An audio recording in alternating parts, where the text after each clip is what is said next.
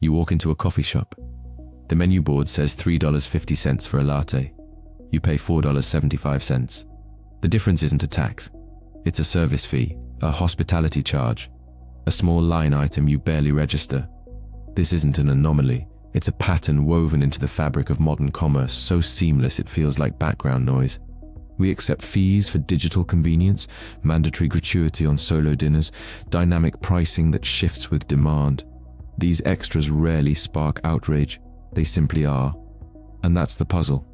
Why do charges beyond the advertised price feel less like exceptions and more like the expected rhythm of transactions?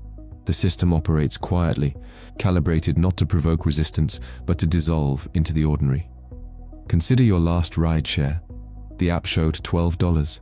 The final charge was $16.43. The gap held a booking fee, a clean air surcharge, and a peak time multiplier. You didn't calculate it. You confirmed payment. Or picture a concert ticket. $89 online becomes $127 at checkout, with facility fees, order processing, and delivery. These aren't hidden. They're presented plainly, yet they evade scrutiny. Why? Because they arrive in fragments. A single $2.50 fee feels trivial, less than a pack of gum. Our brains dismiss micro-charges as rounding errors, not cumulative costs. We're conditioned to focus on the headline number, the menu price, the search result fare, the sticker on the rental car.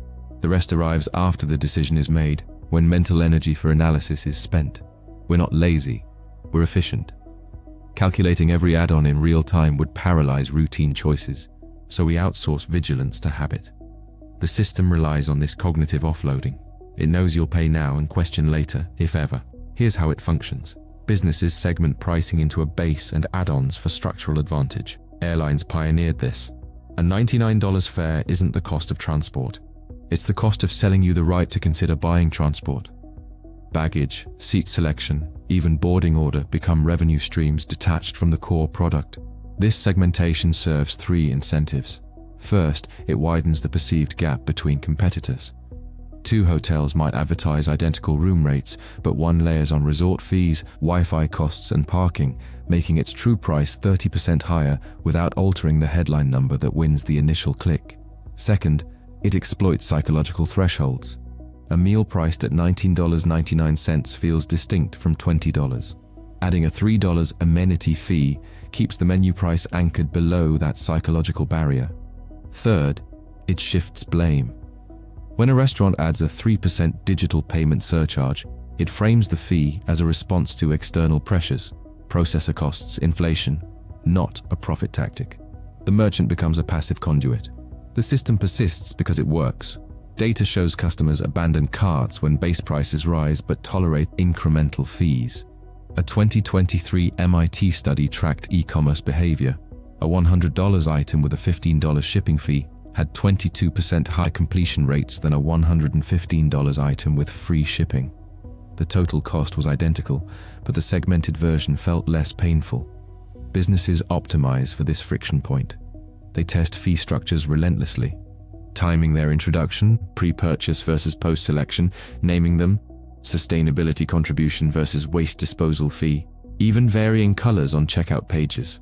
Each iteration refines the art of making extras feel inevitable rather than optional. Regulation lags because these fees often comply with disclosure laws. They're visible, just dispersed, and enforcement is fragmented. A convenience fee might skirt local prohibitions by rebranding as a technology access charge. Why don't we see this clearly? Three forces obscure it. First, cognitive load. Every transaction demands mental bandwidth.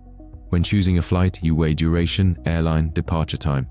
Adding, compare total fees across 12 carriers, exceeds practical capacity. Our brains prioritize dominant variables and filter secondary noise. Fees become peripheral data, like the fine print on a receipt we never scan. Second, normalization through repetition. If every food delivery app adds a service fee, it ceases to register as exceptional. It's simply how apps work, like ads on free streaming services. Psychologists call this habituation. Repeated exposure dulls our reaction to a stimulus. A $5 fee shocks once. The 10th time, it's ambient. Third, deliberate design choices fragment attention. Checkout flows separate base price and fees spatially and temporally. On a travel site, you select flights based on the fare. Only later, on a new page, do taxes and carrier-imposed fees appear. This separation leverages the anchoring effect. Your decision is locked to the initial number. Research from the Journal of Consumer Psychology confirms, when fees are presented late in the process, consumers attribute 68% less weight to them. Interface design also uses visual hierarchy. The base price sits bold and central. Fees appear smaller, lighter, or in grey text, a subtle cue to deprioritize them. Even language matters. Passenger facility charge sounds bureaucratic and unavoidable, unlike airport tax, which implies government action. The phrasing nudges us to accept it as external necessity, not corporate choice. Individually, these charges seem negligible. Collectively, they reshape economies. Scale transforms micro fees into macro revenue. US airlines collected $12.8 billion in baggage and change fees alone in 2025, more than the entire GDP of Iceland. Restaurants with mandatory 3% digital surcharges add millions annually with near zero customer attrition. This isn't incidental, it's strategic infrastructure. Businesses now design products around fee revenue. Streaming services offer ad-supported tiers, not primarily to attract budget users, but to create an upsell path to ad-free versions. The base product becomes a loss leader for premium add-ons. Normalization follows scale. When 90% of hotels impose resort fees, new travelers accept them as standard operating procedure. They don't compare total costs. They assume all options include the fee.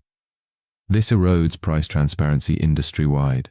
In markets saturated with add-ons, car rentals, event tickets, telecom, the advertised price loses meaning. It's merely the entry point to a negotiation you didn't know you were having. Structurally, this benefits entities with pricing power, large platforms like rideshare apps, consolidated industries like airlines, and businesses with captive audiences, theme parks, stadiums. They control the fee architecture. Smaller players must mimic the model to compete, accelerating the cycle. Meanwhile, consumers bear diffuse costs, $5 here, $3 there, without a clear adversary to challenge. The burden feels impersonal, systemic, and thus unchangeable. These systems endure not through deception, but through integration. They've been absorbed into the expected cadence of commerce like sales tax or credit card interest, features of the landscape, not flaws in it. We don't rage against a 50-cent coffee shop cup fee because we've internalized it as the cost of speed, of convenience, of participation in a digital economy. The irritation is real but fleeting, drowned out by the momentum of daily transactions. This isn't about moral failure or corporate villainy. It's about architecture. Financial systems evolve toward paths of least resistance, and human cognition provides the blueprint. Our tendency to discount small, repeated costs, our reliance on mental shortcuts, our adaptation to new norms, all these shape the terrain where fees thrive. Over time, the line between price and extra charge blurs until it vanishes. What was once an add-on becomes the foundation.